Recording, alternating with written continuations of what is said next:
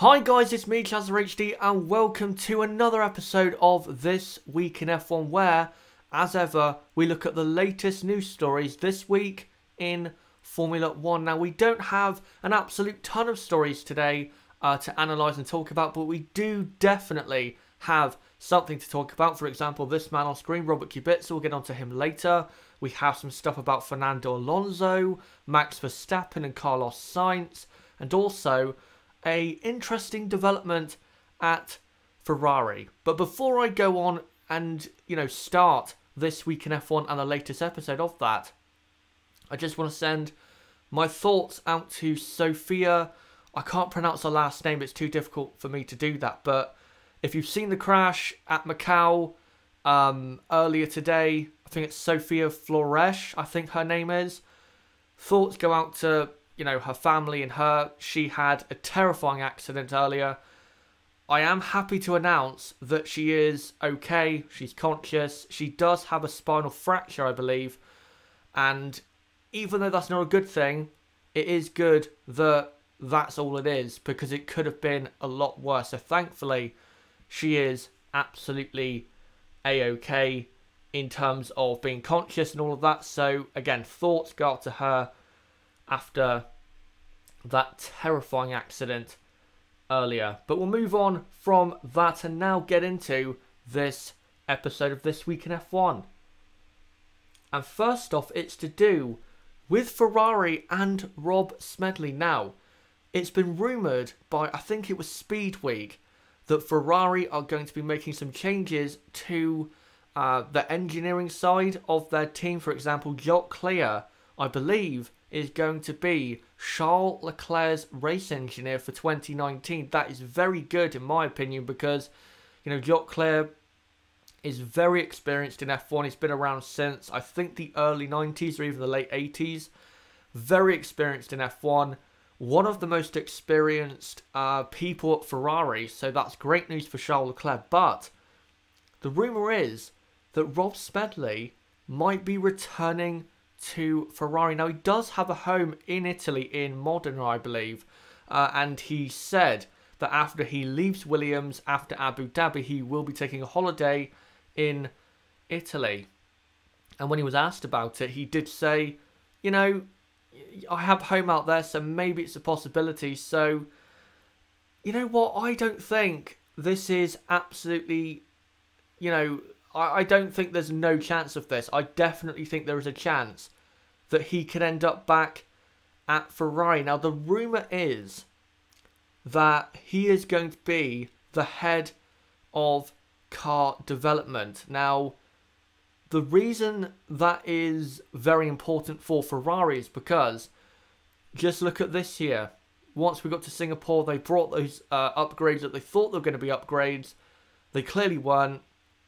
And it affected their results at Singapore, Russia, and Suzuka. So Ferrari clearly, very unhappy about what happened at those races, and they want someone to come in and to head that particular part of the team to make sure that doesn't happen again. Because to be honest, for a team like Ferrari, what happened there was, I think, a bit embarrassing, considering that, they got so much money and probably one of the best wind tunnels in the sport. And again, just so much money and resource that it is a bit embarrassing that they can bring upgrades to the car and to actually make the car slower. It is very embarrassing. That's why I always say that McLaren have been embarrassing in 2018, because every upgrade they brought, it's actually made the car worse. So definitely embarrassing from Ferrari's point of view, and it seems as though, if this is true, that Ferrari want to avoid this happening in 2019. And if they do go for Rob Smedley, then I think that would work out. I really think it would, because Rob is also very experienced. He joined Ferrari back in 2004, when he was there the first time, left in 2013 with Felipe Massa to go to Williams. So he is very experienced. Ferrari, I'm sure he still has a love for the team.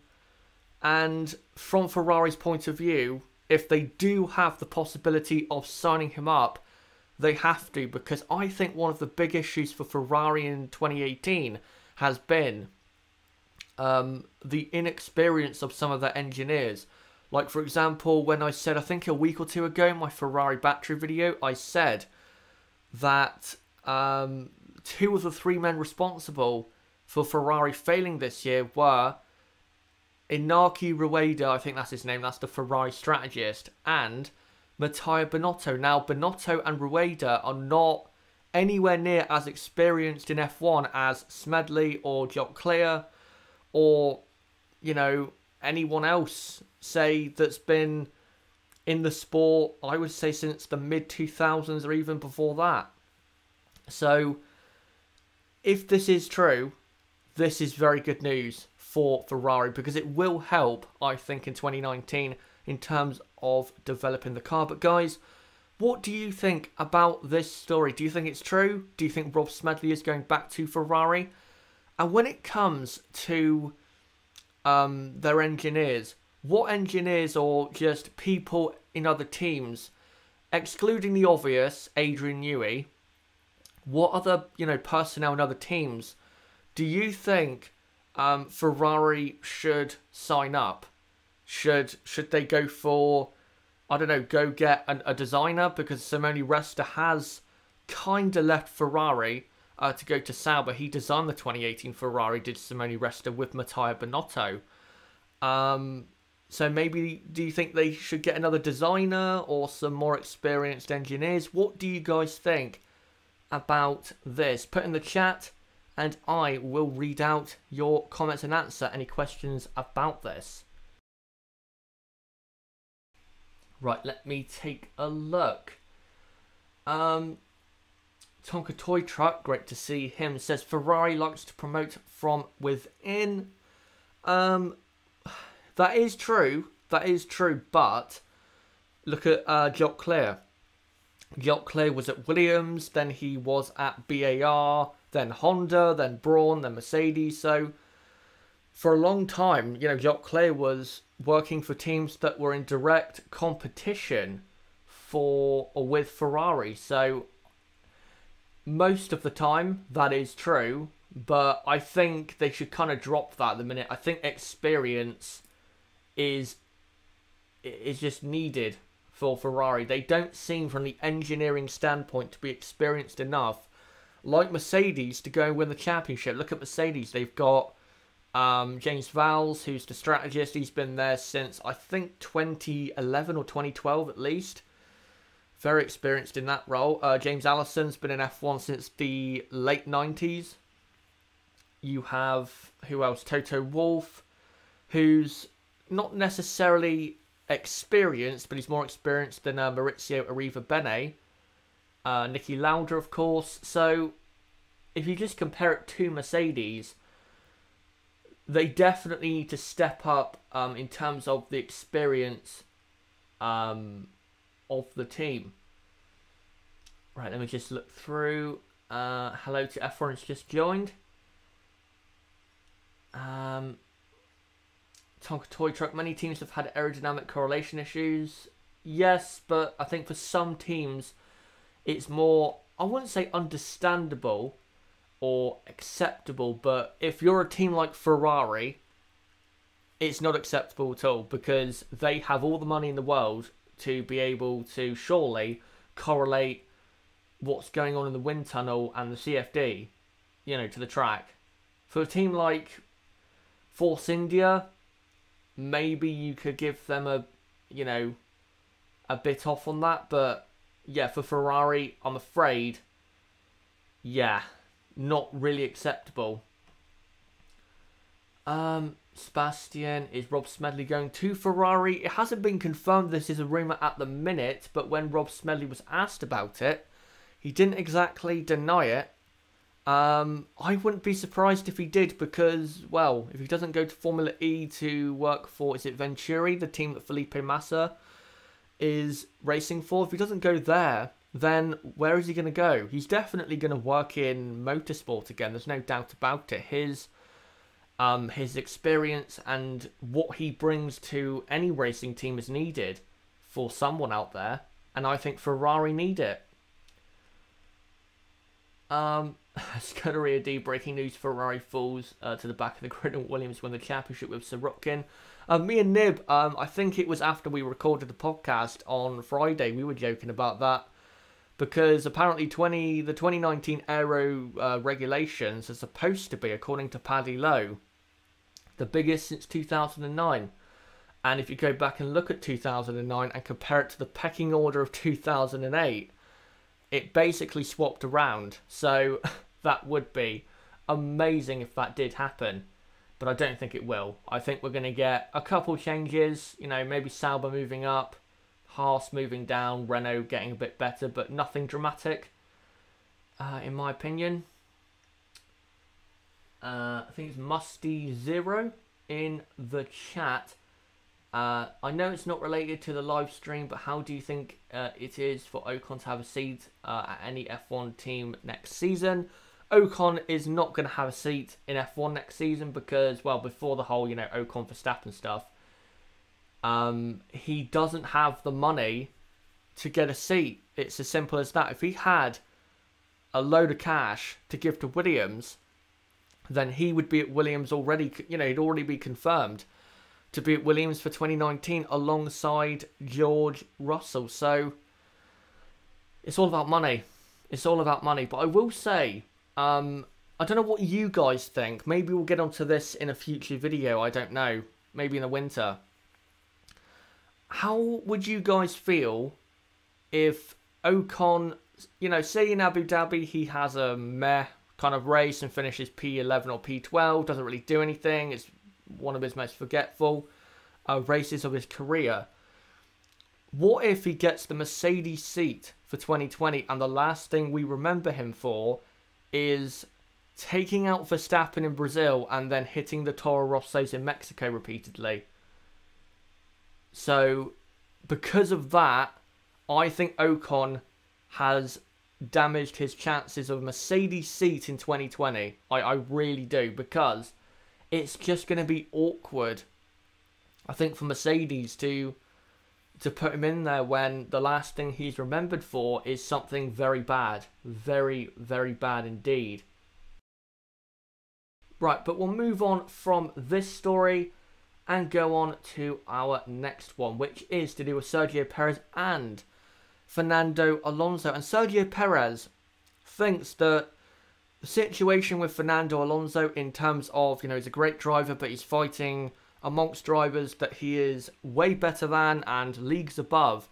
He thinks that that is just a sad state of what's happened to F1 in terms of, you know, where the cars are and vice versa. And this is what Checo had to say. He says on, you know, Alonso being in a midfield car or lower midfield car, it shows how bad F1 is. You have one of the best drivers in the world fighting in the midfield, trying to get some points every weekend. You put him in another car and he wins the championship.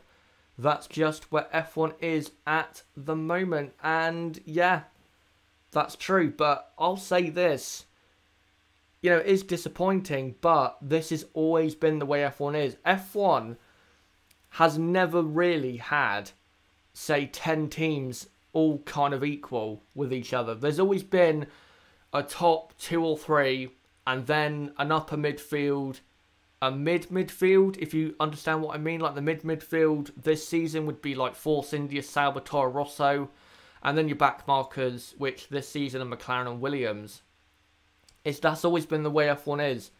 You never get loads of teams, unless it's 2012. If it's 2012, then yeah, you had 5 or 6 teams about equal. But in a normal season, even a normal season with exciting racing, you would still have a top 3, an upper midfield, a mid-midfield, and back markers. So, yes, it's disappointing, but that's always been the way F1 is. You've always had drivers in cars that should be in cars that are faster. You've always had that in the sport. Like, for example, go back to 2008 and you had You know, Mark Webber in a midfield car. You had Sebastian Vettel, of course. He went to a Red Bull the next year and did what he did. Jenson Button and Barrichello were at the back of the grid, basically, with their car. So it's always been the way F1 is. Not everyone, not all the top drivers are always at the front of the field. There definitely has been a lot over the past. Drivers who could be up there winning races in slower midfield cars. And he continues to say, we are all in that boat. He has also been lucky in his career that he has some, let me just continue this, very competitive cars and was able to win some titles. He has massive talent and he deserves the success he has had in his career, and I wish him all the best. Maybe he'll come back. Who knows? I wouldn't say he's been lucky with his cars. I think he kind of earned it with the talent he showed. I think the only time he was really lucky to get a seat was probably the Renault seat in 2003, because the only reason he got that seat was because Flavio Briatore, who was the team principal, loved Alonso to death. He thought Fernando was the next superstar, which he turned out to be. He replaced Jenson Button at Renault, and Button didn't really deserve to be replaced. He didn't really do anything wrong. He just, in Flavio's eyes, was not as good as Fernando, and that's what it proved to be in 2003, and so on and so forth. But if you look at his career, Renault, the first spell, he pretty much got what he deserved. McLaren, he definitely contributed towards his own downfall.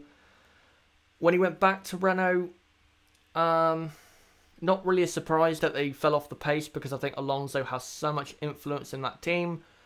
And then, when he left for a year, that team basically fell apart when it came to going for the championship.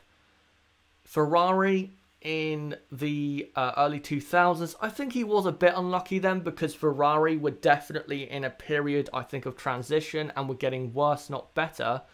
If he joined Ferrari in 2007, I think he definitely would have won the title at Ferrari. And then McLaren, I understand why he went to McLaren, because he thought, McLaren Honda, one of his heroes is Ayrton Senna, so that was a bit of a plus for him. He did take a risk going to McLaren with the whole Honda thing, but he thought Honda were going to get it right, because in the last turbo era, look what Honda did. They dominated with Williams and then dominated with McLaren. But look what Honda and McLaren were doing together in 2015, 2016, 2017. He then stayed for 2018 because he thought Renault power would power him up the grid, no pun intended. And it didn't. So he has been unlucky with a couple of the cars he's had. Not as unlucky as I maybe previously thought, but I wouldn't say lucky. I wouldn't say lucky at all. I think some situations he was kind of just wrong place, wrong time. But guys, what do you think about Sergio Perez's comments? Do you think Perez is right, and that, where Alonso is on the grid it just shows how F1 has to be improved when it comes to closing up the field? And do you think that Fernando Alonso has been lucky in terms of the cars he has driven? Put in the chat right now and I will answer your comments or any questions. Right, let me take a look now. At the chat. Just looking. Someone just said something about Rob Smedley there. Tonka Toy Truck says, I would like to see Robert Ferrari. If I did not know any better, I would swear he is Horner's twin.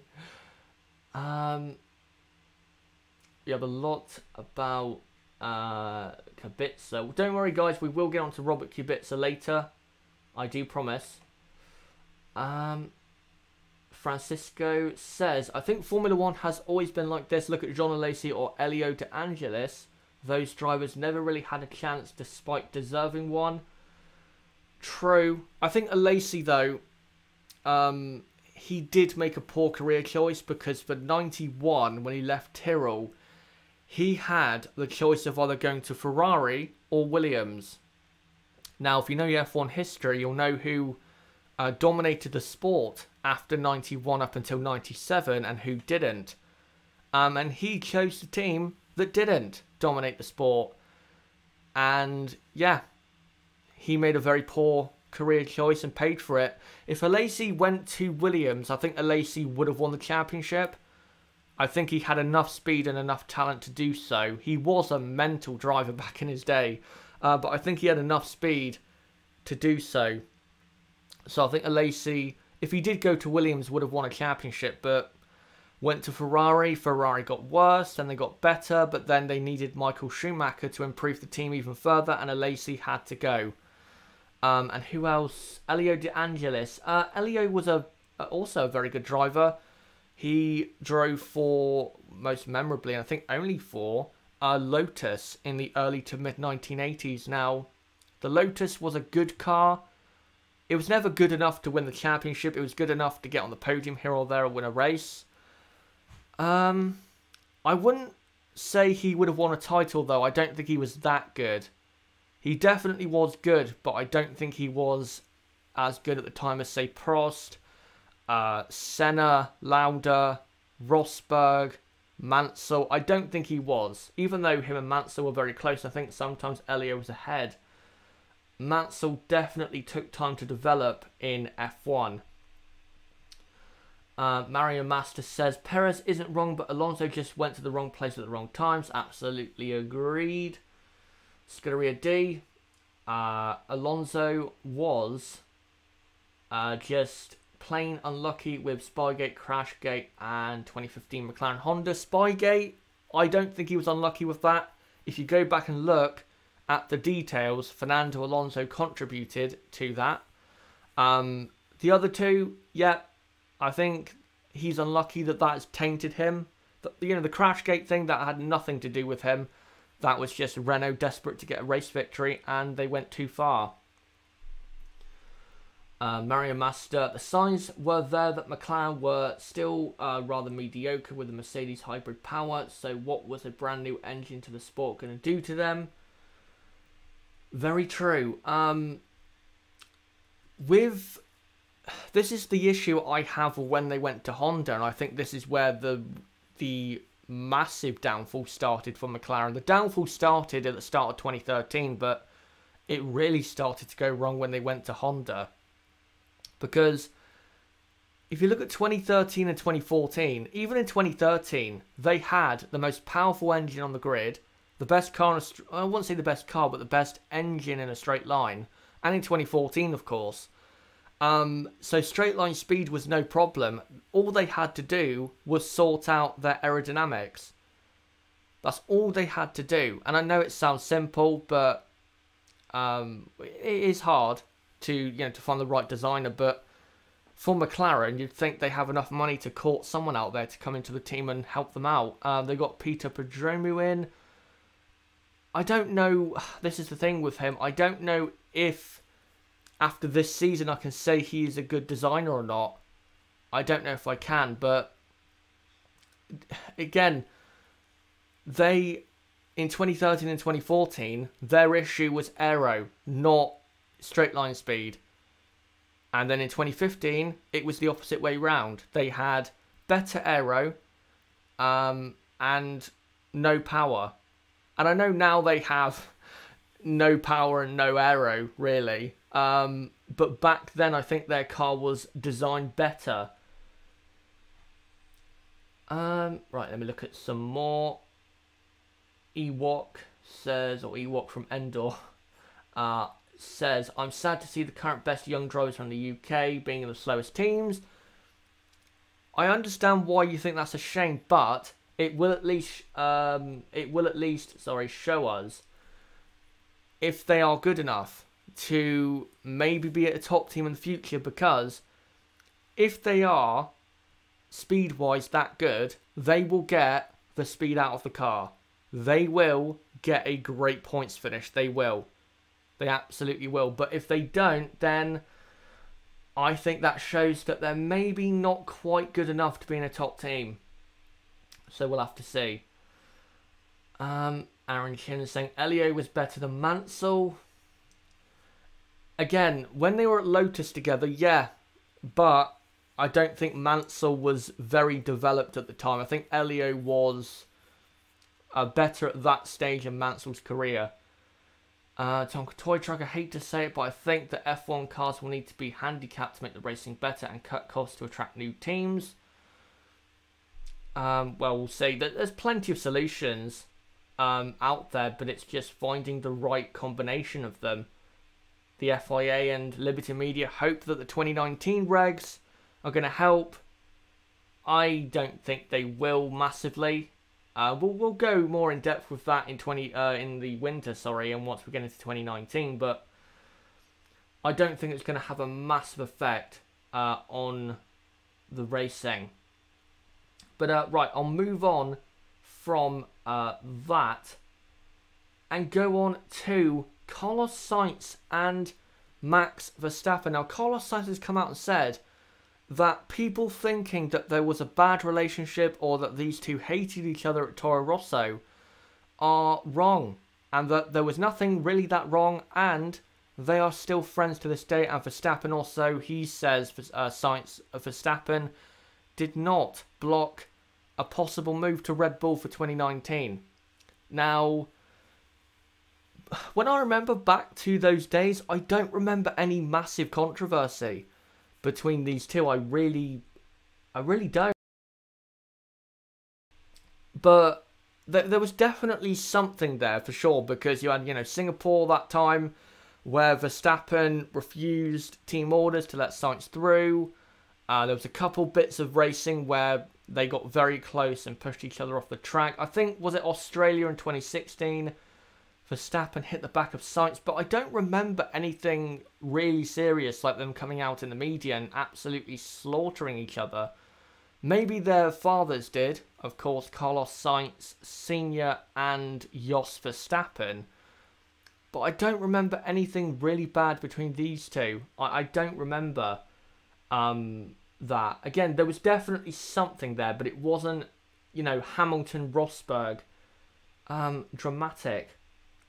I just want to show you this, guys, though, because I think a couple years ago, maybe now, there has been comparisons between these two drivers because, of course, they were teammates, and Carlos Sainz has always been rated as a driver that could win races in the future. I think, for me, 2018 has been very disappointing for him, but there you go. But this is the head-to-head when they were at Toro Rosso. So, Sainz, during their time together, scored 22 points. Verstappen scored 62 points. That's 40 points more. That is a lot. Sainz, though, outraced Max 9 times, and Max outraced Sainz 12 times. So basically, I think what this shows is that, when it came to points finishes, Max was a lot better at getting those surprise top 5 finishes or, doing well in the wet than Carlos Sainz was. Sainz was good at, getting in 8th and 9th, but I think Verstappen was very good at outperforming the car, and I think that's what that shows. And if this doesn't confirm to people that Max Verstappen is definitely better than Carlos Sainz, then I don't know what to tell you, because just look at that. This is only, a couple years ago. This isn't 10 years ago. So there you go. Max Verstappen, I think, clearly showing there, is the better driver than Carlos Sainz. And by the way, Sainz is, 2 years older, I think, than Verstappen, or 3 years older. So there you go. But guys, what do you think about Sainz and Verstappen? Do you think, or do you remember the relationship, differently between these two in 2015 and the early part of 2016? And when it comes to these two drivers, how do you compare them against each other? What do you think of them in terms of what they're good at, what they're not? Who is better than the other at a certain thing? Who do you think is better out of Sainz and Verstappen? I'm interested to hear that. So put in the chat right now, and I will answer your comments about this. Right, let me take a look. Just looking. Mario Master. It's not like they played bumper cars with each other like Perez and Ocon. Exactly. Perez and Ocon was a much worse relationship than Sainz and Verstappen. I think maybe the reason people think there was such a bad relationship is because maybe the two fathers were getting a bit aggressive in terms of their comments about their, the opposite driver. But again, between Sainz and Verstappen, I don't remember anything dramatic like Perez and Ocon, Hamilton, Rosberg, even Ricciardo Verstappen like we've had this year and last year, of course, as well, Hungary. Francisco, the key stat of Verstappen versus Sainz time together is the qualifying head-to-head. They were very close. It was just a normal racing driver rivalry trying to beat each other. Yes, I tried to find the qualifying stats, but I couldn't find it in time, so I stuck to the race stats. And to be honest, when it comes to the race, I think you find out a lot more about a driver in the race than you do in qualifying, because there's plenty of drivers out there that are great in qualifying, but then when it comes to the race, they can't do anything right. Jarno Trulli, Pastor Maldonado, that's a couple people that come to mind. So yeah, I think the race is a better barometer, but yeah, qualifying, it was close, but I think Verstappen was the better driver. Mario Master says Max Verstappen is definitely better than Carlos Sainz. Max beat Daniel this year very nicely, and Sainz was beaten by Nico. And Niblo also saying great to see him. Max was better than Sainz quite clearly. This is the thing, before I looked up the stats and then put the stats on the screen for this stream, I didn't think that it was that dominant in terms of how many points were scored for one driver over the other during their time together. I thought I remembered it to be quite close, but I didn't think it was like that. I didn't remember it like that, but there you go. Some people remember things differently, of course. Tonka Toy Truck, Carlos quietly goes about doing his job. He is consistent, and I would take him over a Grosjean any day. Yeah, I would, but if he wants to be a success in F1, he needs to be at a works team. He was at a works team, and he blew it. I think he blew it. Hello to Arkinvider, who's just joined, I believe. Ewok from Endor. Max is an aggressive driver, young prodigy, but flawed at this time. Well, he's only 21, so he'll learn. He's got plenty of time left to do so.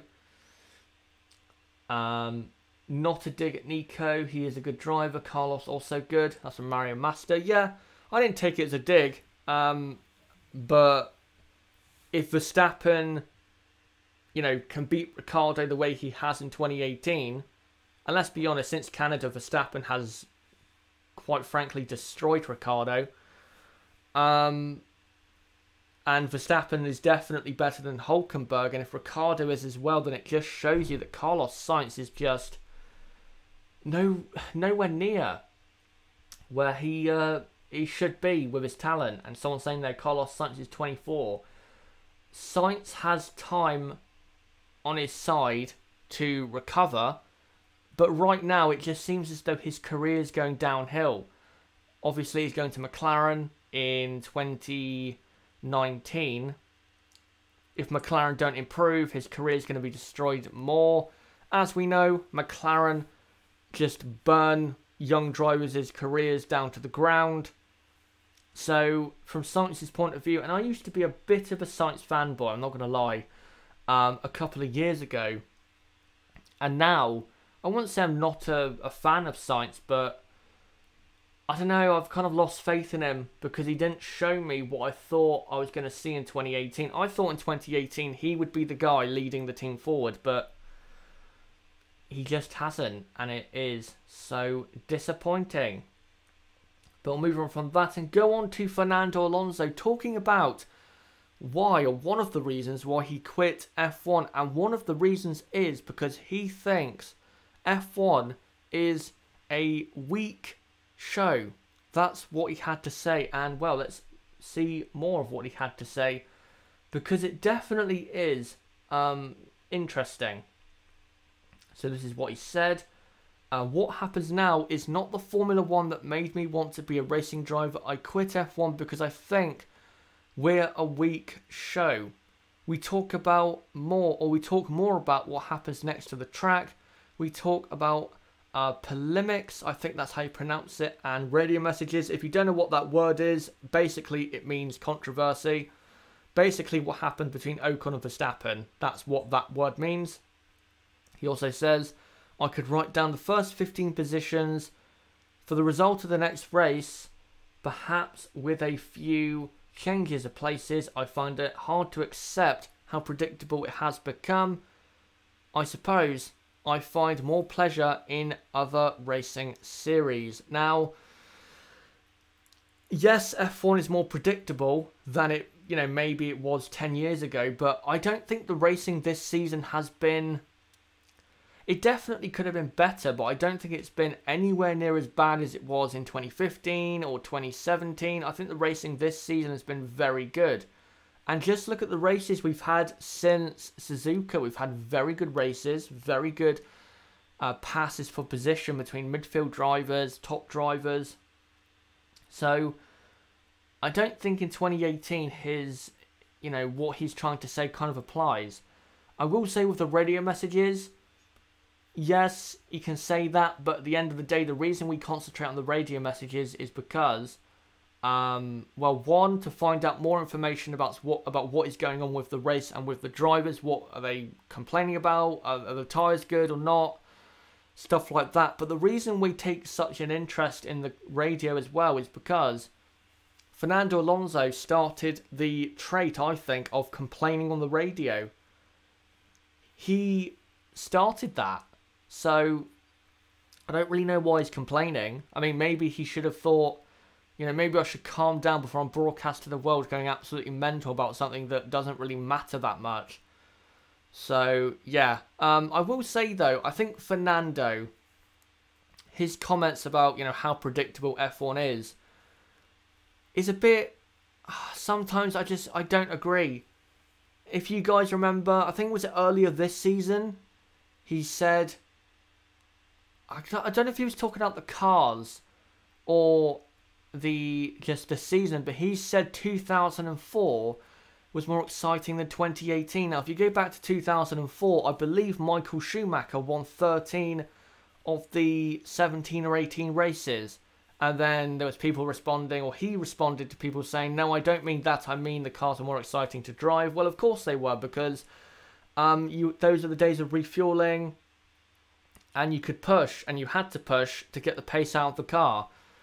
Because we don't have refueling now, you don't have to do that. And promise me, if we had refueling, the drivers would not be cruising around like they did at Monaco this year, trying to save their tyres. What they would be doing is pushing, because they'd be on 2 or 3 stops to, maximise their fuel strategy. So,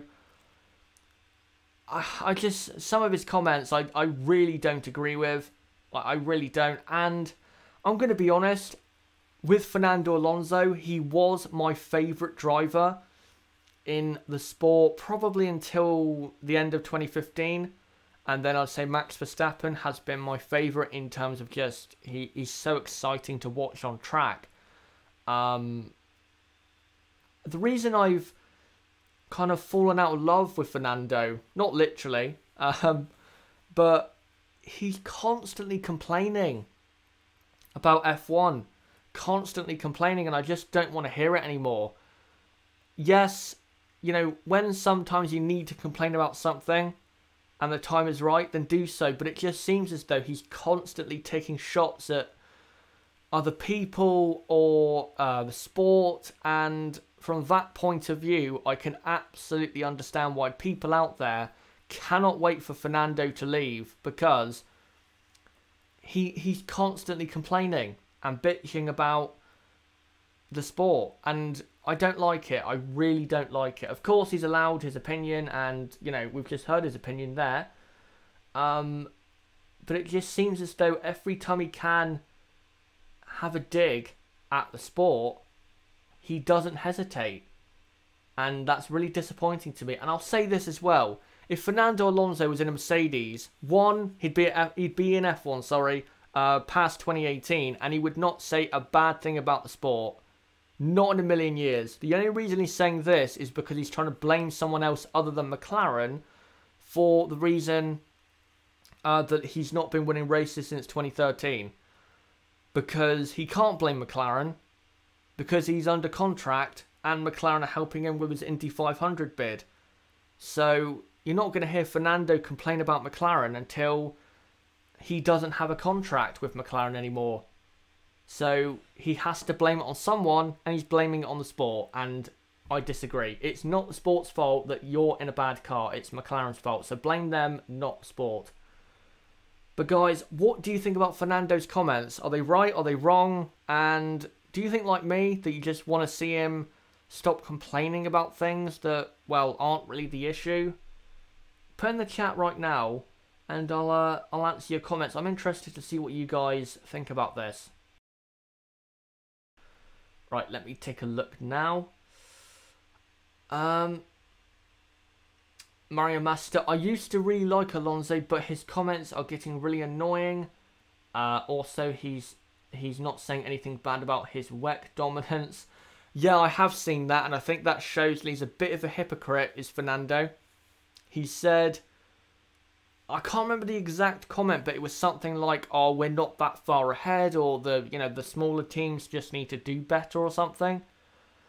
Very hypocritical. I actually went to the WEC race at Silverstone, and I can tell you guys, it is not even close between the two front-running Toyota teams and the rest. It's not even close. You can just see in the corners, where they're gaining. They're gaining everywhere. Every time they came past through Maggots, Beckett's, Chapel, corners like that, they were just carrying way more speed than any other car.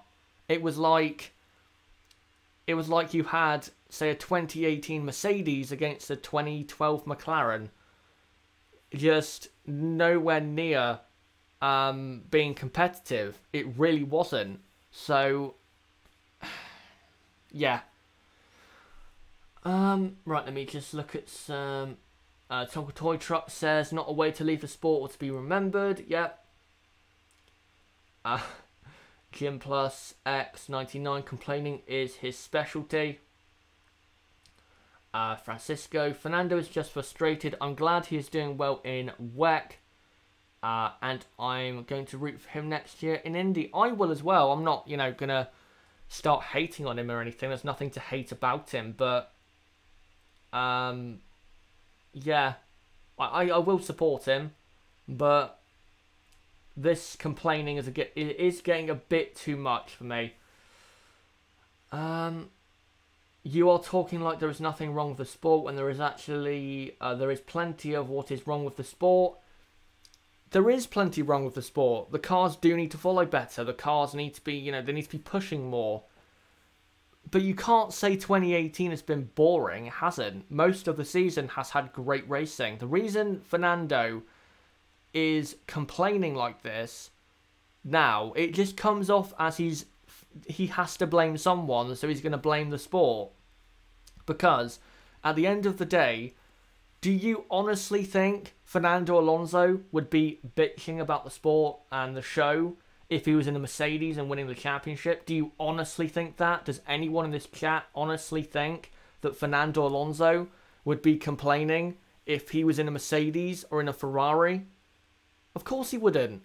You don't see Lewis Hamilton. I mean, Lewis Hamilton does say, oh, I don't want to go to these new tracks, but he doesn't outright attack the sport like Fernando has been doing ever since he announced his retirement.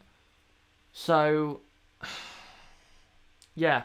At the end of the day, the reason he has not won a race since 2013 is not the sport's fault. It's because the cars he's been in have not been quick enough to win. It's as simple as that. Halam899, do you think Toyota should come back to F1? I'd like to see them come back to F1 because, to be honest, what they're doing in WEC is a bit boring. And they there's nothing really else to do in that sport at the minute, or that series at the minute for Toyota. They're dominating it. Again, as I said, I went to the Silverstone race, and, well, even though they got disqualified, they were going to win it anyway. So sorry, I just cleared my throat there. So, yeah, they're just so far ahead of the other teams. So I don't see what there is left in WEC to really do. They haven't got anyone to compete against. If they come to F1, they have Ferrari, Mercedes, Renault, Red Bull with Honda. So Red Bull are kind of a works team. There's something or there's someone to compete against. But in WEC, they're literally racing themselves. Mario Master, he wouldn't. If he's not complaining about Toyota, then why would he about Mercedes? Exactly. He's not complaining about the show in WEC, and I can tell you from going to the WEC race, because those Toyotas were so fast, it did ruin the race a bit. It really did. Even though the two Toyotas were very close to each other on track, it did ruin the race a bit because, again, they're racing each other. And it didn't seem like they were really pushing each other in the race. And Niblo's saying WEC is only good for the GT3 battle. The GT3 cars were, for one, very loud. And two, yeah, the racing was very good. Whenever you had a pack of cars coming through, it looked as though there was a real race going on. But with the Toyotas, it was just, yeah, kind of boring, to be honest. Obviously, I like seeing the cars and just seeing these fantastic machines at work.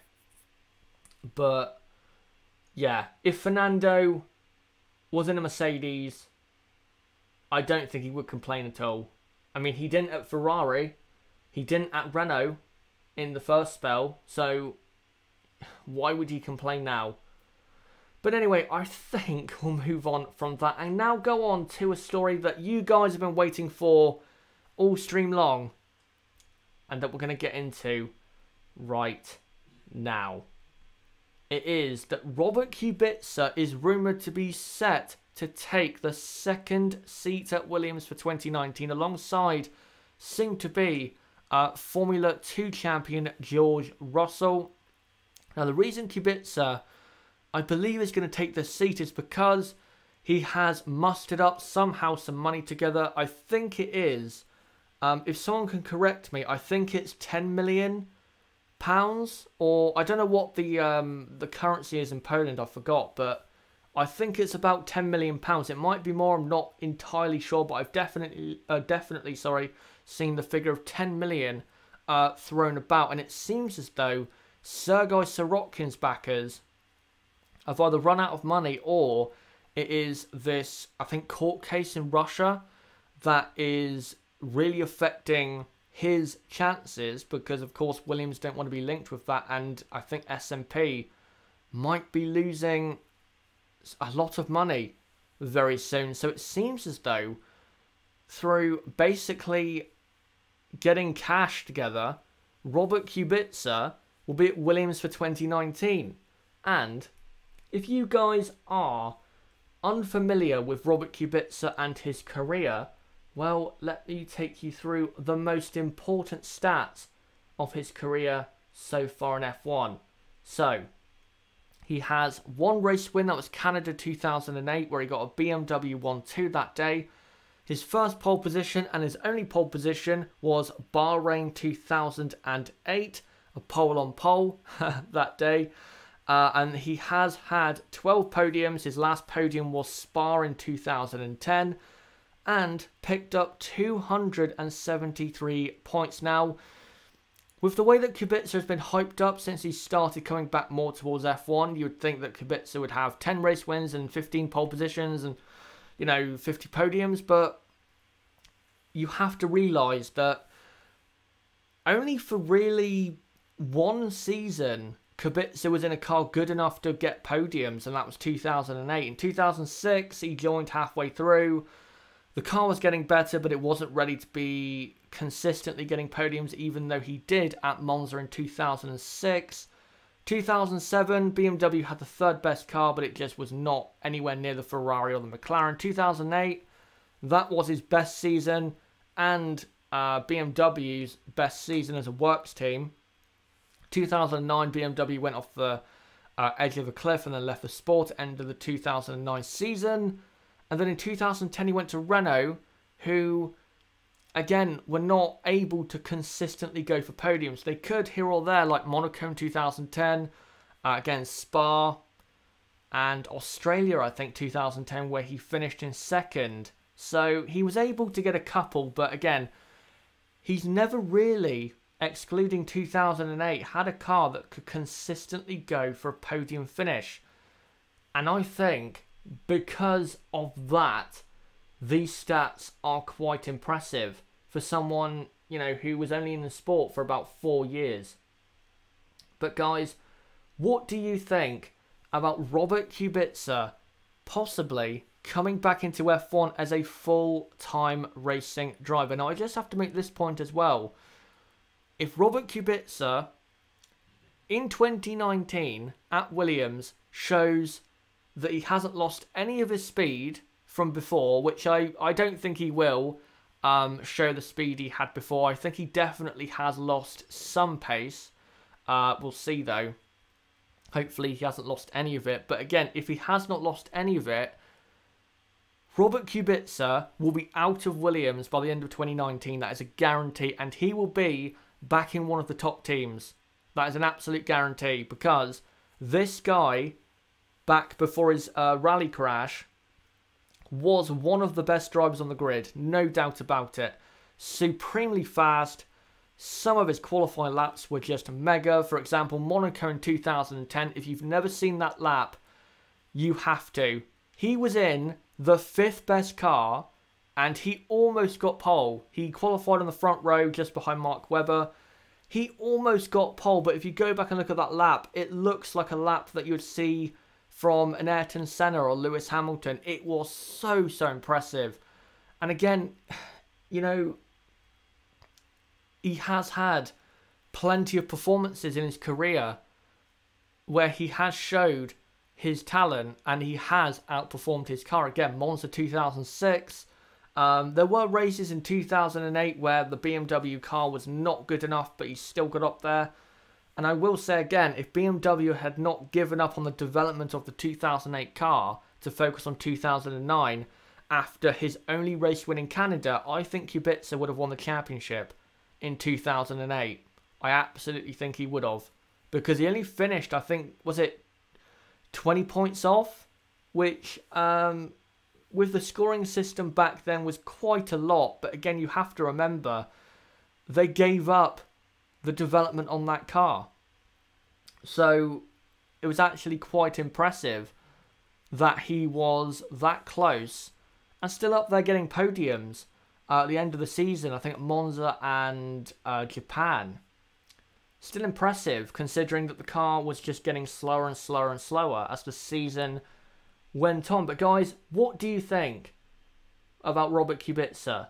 1, do you think he will come back? And 2, what do you think he will do if he does come back in that Williams? Do you think he will impress enough to go from Williams and back to the top of the grid? Right, let me take a look at the chat. Now, I just want to say, though, I don't know why. This BMW just looks so nice. It really does. Just everything about it. The aero, the tyres. Oh, it just looks so good. I wish we could go back to those cars in a heartbeat.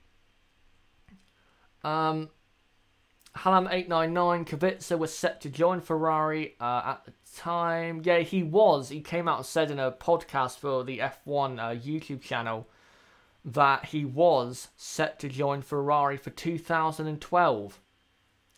So, yeah, if he had not had that rally crash, he would have done another impressive year at Renault where he probably would have got a couple more podiums and then gone to Ferrari. And after that, who knows what Kubica would have gone after that. I like Kubica, but I am sad for Sorokin. He wasn't that bad. True. But if Kubica does come in and, performs better, then I'm afraid that's just the way it is. Hello to Ronan Brady, who has just joined the chat. By the way, guys, it's not confirmed that Kubica is back. I know you guys want it to be confirmed, but it's not officially confirmed as of yet. It's not officially confirmed. Halam899 saying he's the only Sauber driver ever to get a win. I don't count it as a Sauber win. I don't count those days as Sauber. I count it as BMW, I'll be honest. Sauber died in 2005 and then were revived in 2010. Kubica will help Williams get things right, hopefully. Niblo with Kubica. If you don't know, you just don't know. Addiction. Is it possible to do himself justice with that arm of his? I don't know. I've seen some laps. I think was it practice in Spain where he did some testing. It looks a bit awkward, but again, I don't know for sure where he'll be pace wise. I don't know. It's a case of waiting and seeing, I guess. Ronan Brady says, I'm surprised at this more. If it happens, going to be hard to be at his best with his arm. True, but again, we don't know. Ronan Brady, you really don't know how he survived that crash. Same. Just looking through, someone saying that Hamilton is top one for some reason. Ronan Brady, if he had gone to Ferrari, do you think he could have beaten Alonso? I don't personally.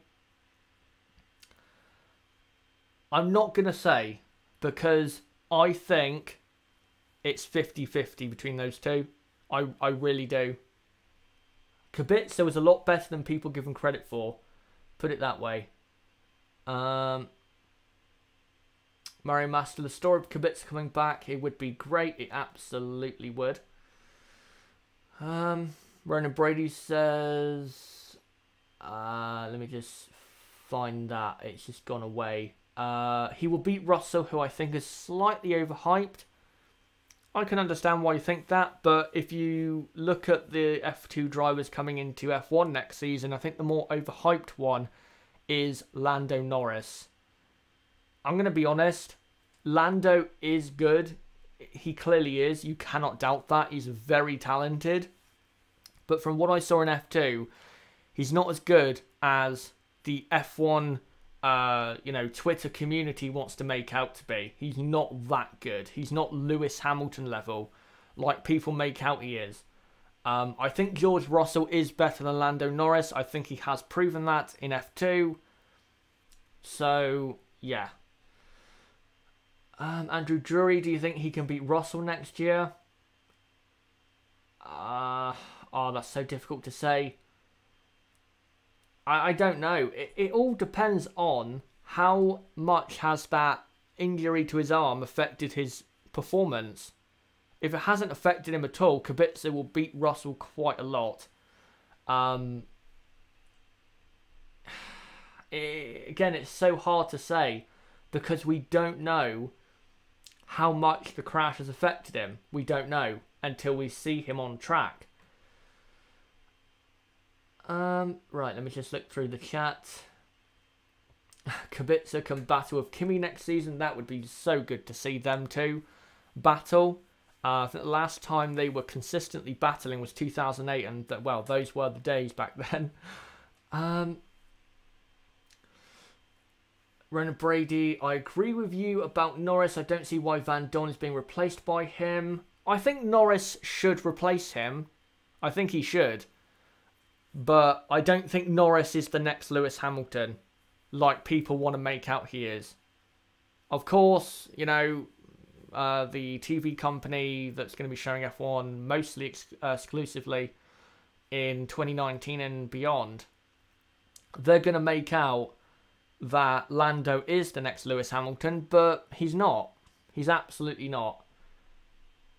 Norris, I think, can absolutely, if he gets in the right car at the right time, win a race. I think he can do that. But if he achieves half of what Hamilton has in his career, then, well, that's the maximum I see for him. Mario Master, do you think Robert is a better signing than Ocon? No, I don't. I would prefer Ocon because, one, he is younger and maybe will turn out to be a better driver than Kubica would have ever turned out to be. So, yeah. Francisco, what is your favourite Kubica performance? Singapore 2010 and Japan 2007 are my favourites. My favourite is Monaco 2010. Again, the qualifying lap and even the race, even though he lost a position off the start, he finished in third. A great result for Renault at the time. Right, I'm just looking for some more. Ronan Brady, do you think Sainz will beat him? I think Sainz will. I think Sainz is good enough to do so. Ewok says apparently Kubica has to steer one-handed through some tight turns because of his restricted movement. Now, at the Lowe's hairpin at Monaco, the drivers do have to steer one-handed. So for normal drivers, say with normal, I guess normal arm movement compared to what Kubica has, they only have to do it at one track for the season, but Kubica has to do it at basically any track with a hairpin. And that is going to be tough for him, for sure. Again, I don't know what to say in terms of will it affect him or not. I don't know. I don't know. I have my reservations about him due to Renault not taking him. I think Renault didn't take him because they wanted to go with more youthful drivers. And maybe, yeah, they didn't trust that he had the pace anymore. Even if Kubica has lost his sense of speed due to his arm, he can still be a key role for Williams in developing the car. Absolutely. Some Jin plus X. Don't forget that Kubica won the WRC2 championship after the crash, so don't worry about his handling abilities. But again, in rallying, I don't think there's really that many tight turns. It's all about kind of drifting and just carrying speed. But when it comes to his arm, yeah, again, in those like slower hairpin-like corners, it's going to be difficult for sure. But as long as he kind of simulates it like the hairpin at Monaco and gets away with it, then I guess he should be just about okay. How well do you think Kubica could have done at Lotus Renault at the time? In 2011, Renault had 2 podiums in the first 2 races. I think Kubica would have been up there getting those podiums. Kubica definitely was better than Heidfeld and Vitaly Petrov. And if he stayed at Lotus, I think Kubica could have gone for the championship in 2012. If he was at Ferrari in 2012, I think he would have gone for the championship as well. But again, after 2012, I don't really know what to say about where he would have gone. I don't know. I really don't know.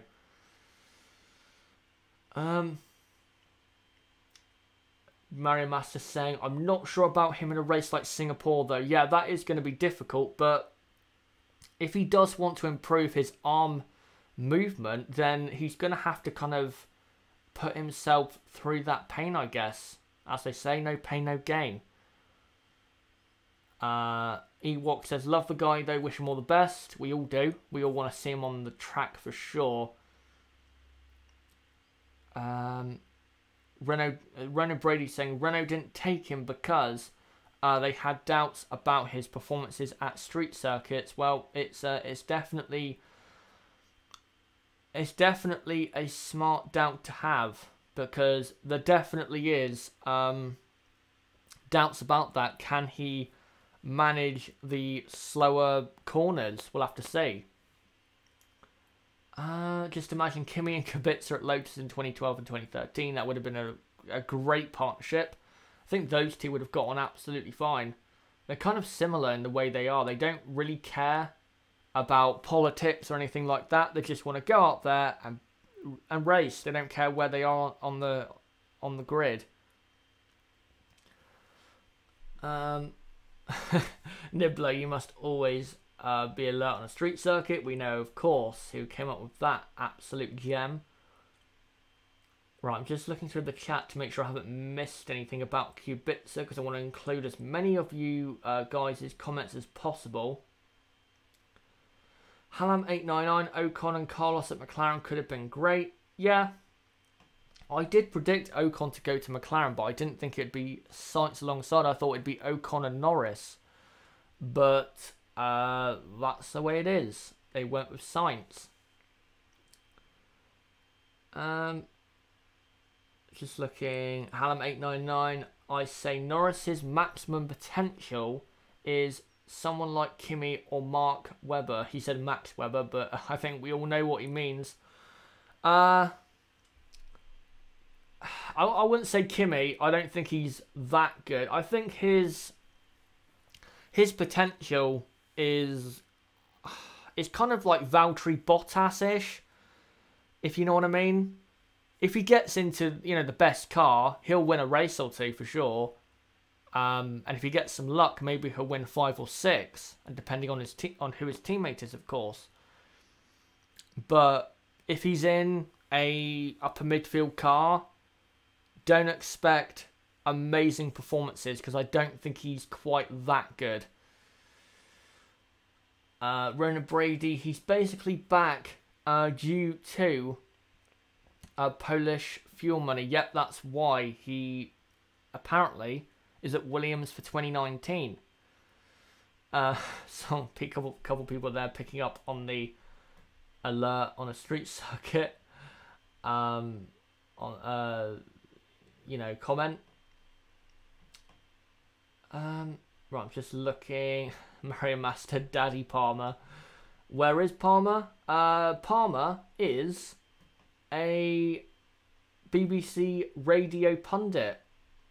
He commentates on the races for BBC Radio 5 Live. He's not that bad. And Niblo's saying that he's actually quite good. Yeah, he is. He is actually quite good. It's not amazing, but it's weird with drivers. It seems as though the worse you are as a driver, the better the pundit you are. Because, I mean, no disrespect to Paul di Resta, but he wasn't exactly the most exciting racing driver in the world.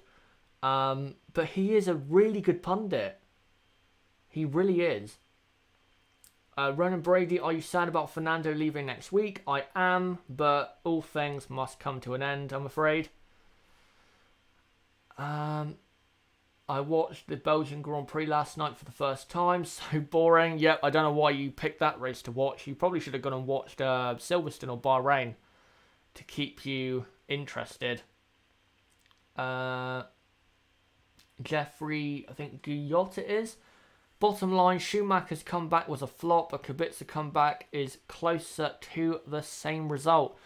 This is the thing with Michael. It was a flop, but you cannot deny that his car was not fast enough to get him where he should be.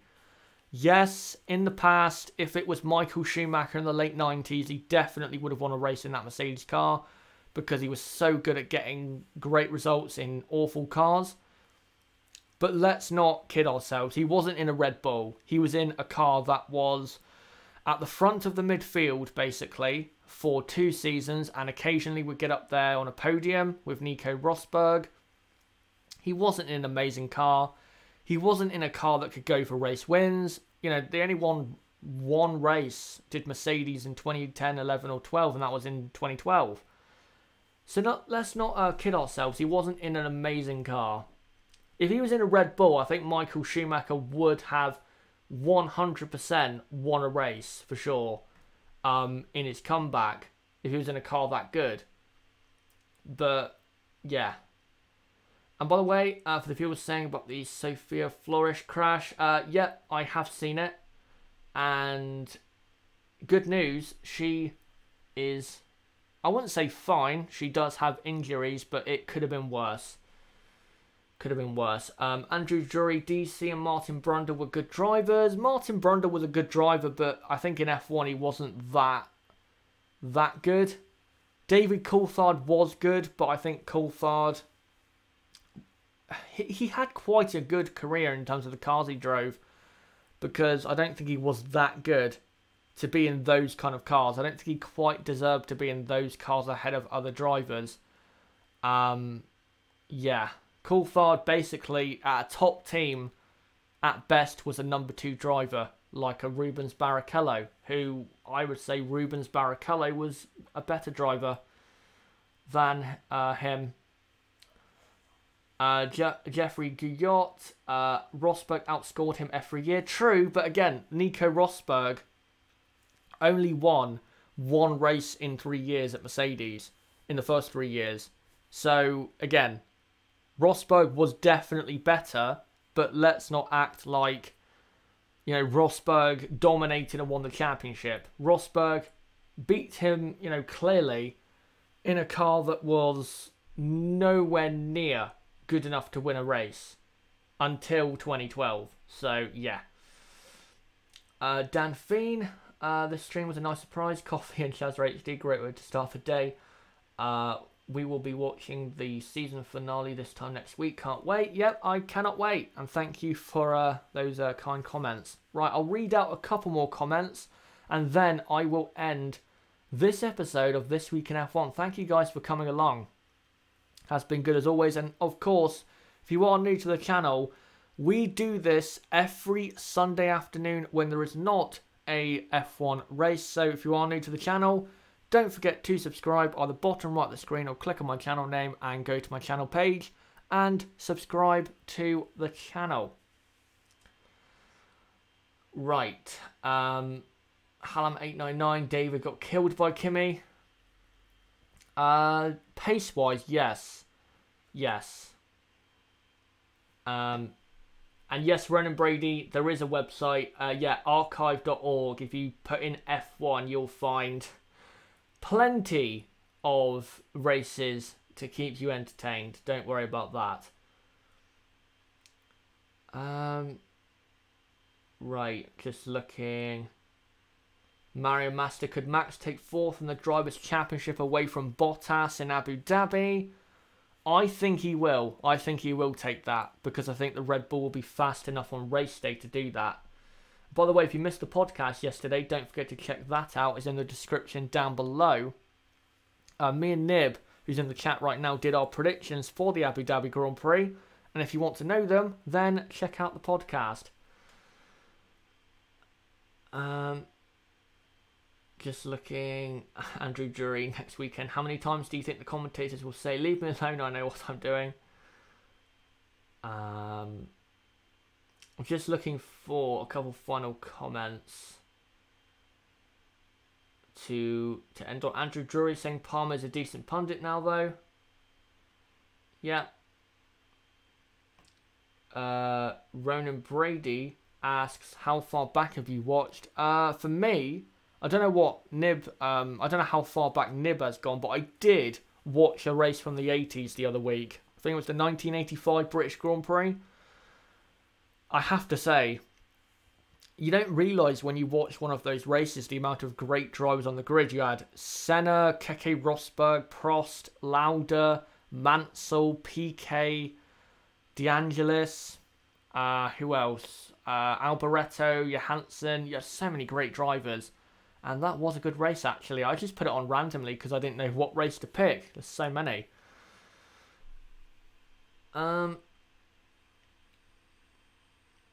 Kimi made him leave McLaren. Yep, he did. And by the way, for anyone wondering, I started watching F1 in 2011. But I have watched a lot of races before that to, you know, of course, get up on my F1 history. But it's certainly not that far back yet. You definitely should go back to the 80s, mate. It is so good. So good.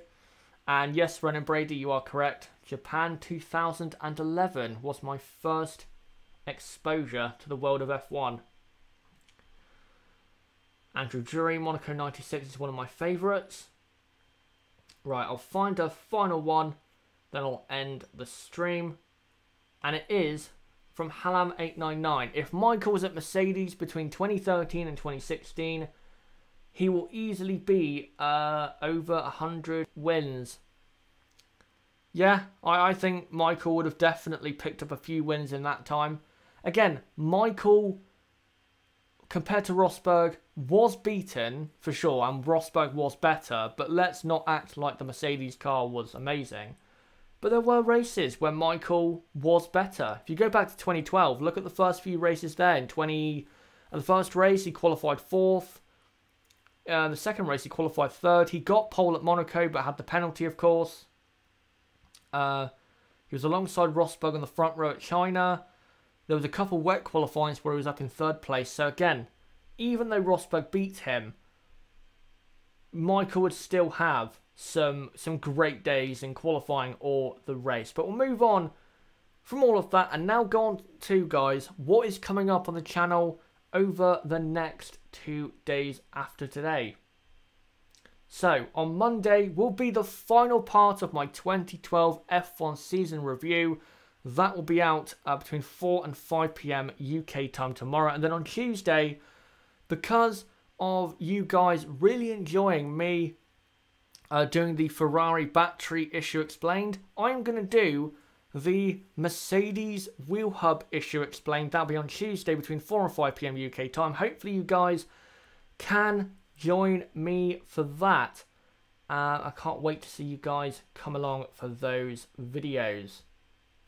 But anyway, guys, that has been it for this week in F1. I believe this is the 5th episode. It is going along quite nicely. And again, thank you guys for coming along. If you are new to the channel, we do this every weekend on every Sunday afternoon in the UK when there is not an F1 race. So don't forget to subscribe on the bottom right of the screen, or click on my channel name, go to my channel page and subscribe to the channel. Like this video, comment down below what you thought of this video, and comment down below what do you think about the stories we've talked about today. Also, don't forget to join my Discord server, link below in the description. It's right down at the bottom with my website link. The best way to get notifications, guys, for my videos is Discord and that server. So if you want notifications for my videos, you absolutely have to join that server. It's the best way possible. Also, don't forget to follow me on Twitter at Chaz6110. That's a great way to keep up to date with me and when I'm going live and when I'm doing this or that or the other. And as well, to keep up to date with the content on this channel, check out chazrhd.com. Also, link in the description, I believe at the very bottom, with my Discord server. But guys, until the next episode of This Week in F1, which will be on the 2nd of December, and until my next live stream, which will be the practice review for Abu Dhabi, so that'll be probably 5 or 6 PM UK time on Friday night. And until my next video, tomorrow, a classic 2012 season review, part 5, the final part of that season review. Until then, it's been me, ChazRHD. Goodbye.